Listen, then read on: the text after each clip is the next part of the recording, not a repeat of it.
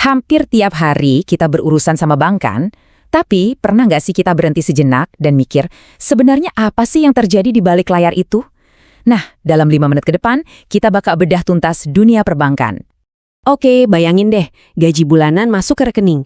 Rasanya lega ya, uangnya aman. Tapi apa uang itu cuma diam aja di sana? Ternyata enggak. Bank itu ngelakuin sesuatu loh dengan uang kita. Dan ini dia, pertanyaan besar yang bakal kita kulik bareng-bareng. Yuk kita mundur sedikit ke asal-usulnya. Kata bank itu ternyata dari bahasa Italia, banco, yang artinya bangku. Coba bayangin pasar yang super ramai di Italia ratusan tahun lalu. Di sana, para penukar uang duduk di bangku-bangku kayu sambil ngelayanin orang. Nah, dari bangku sederhana itulah cikal bakal industri perbankan global yang kita kenal sekarang lahir. Keren ya? Kalau kita anggap ekonomi itu kayak tubuh manusia, nah bank itu jantungnya. Tugasnya bukan cuma nyimpen darah, atau dalam kasus ini uang, tapi juga aktif memompanya ke seluruh penjuru tubuh ekonomi. Buat apa? Ya biar semua bagiannya bisa berfungsi, bergerak, dan tumbuh sehat. Terus gimana sih cara memompanya itu? Yuk kita bongkar 2 tugas utama bank modern. Dan percayalah, ini jauh lebih seru daripada sekedar bayangin berangkas baja raksasa. Intinya gini, bank itu kayak mak comblang di dunia keuangan. Peran mereka adalah jadi jembatan. Jembatan yang menghubungkan 2 pihak. Di satu sisi ada orang-orang yang punya kelebihan dana, dan di sisi lain ada mereka yang butuh banget dana buat mewujudkan ide atau impian mereka. Oke, tugas pertama, ngumpulin dana dari masyarakat. Dari mana? Ya dari kita-kita ini. Setiap kali kita nabung di rekening tabungan, pakai rekening giro buat bayar tagihan, atau naruh uang di deposito biar dapat bunga lebih, kita itu sebenarnya lagi nitipin dana kita ke bank. Nah, disinilah serunya. Uang yang kita titipin tadi gak dibiarin nganggur. Bank memutarnya lagi ke ekonomi dalam bentuk pinjaman. Jadi, bisa jadi uang tabungan kamu itu lagi ngebantu sebuah startup buat berkembang, jadi modal kerja buat pengusaha, atau bahkan ngebantu sebuah keluarga buat beli rumah pertama mereka. Tapi, ya nggak bisa asal kasih pinjaman juga kan? Ini kan uang nasabah yang dipertaruhkan, jadi mereka harus super hati-hati. Pertanyaannya gimana cara mereka nentuin siapa yang layak dipercaya buat dapat pinjaman? Nah, disinilah mereka pakai jurus andalan, namanya prinsip 5C. Ini semacam checklist risiko mereka.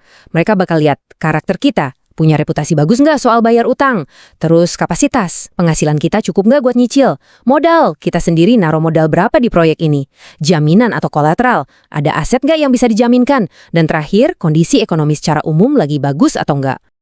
Oke, penting juga buat kita tahu kalau bank itu nggak semuanya sama loh. Lanskap perbankan di Indonesia itu macam-macam banget, dengan pemain yang punya peran dan fokus yang beda-beda.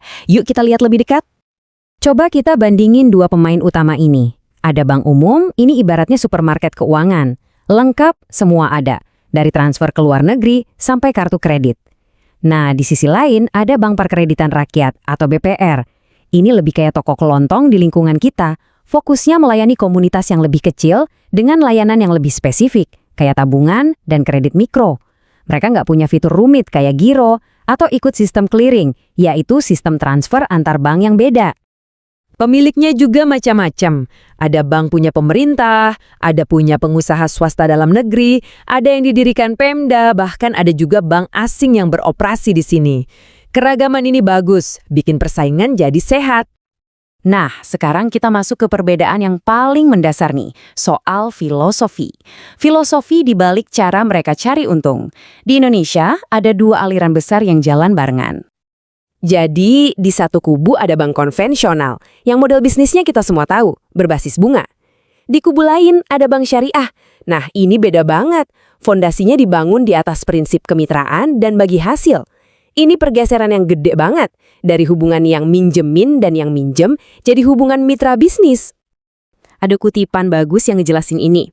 Intinya, perbankan syariah itu bukan cuma soal cara transaksi, tapi juga soal beroperasi dalam kerangka etika yang kuat, yang dasarnya dari nilai-nilai Islam. Artinya, ada aturan mainnya. Ada 3 hal yang haram hukumnya di sini. Pertama, riba, yaitu bunga karena dianggap gak adil. Kedua, maisir. Ini kayak spekulasi atau judi yang risikonya nggak jelas. Dan ketiga, gorar, yaitu ketidakpastian dalam kontrak yang bisa merugikan salah satu pihak. Tujuannya adalah menciptakan sistem yang lebih adil. Terus kalau nggak pakai bunga, gantinya apa dong? Nah, ini dia jawabannya. Bagi hasil.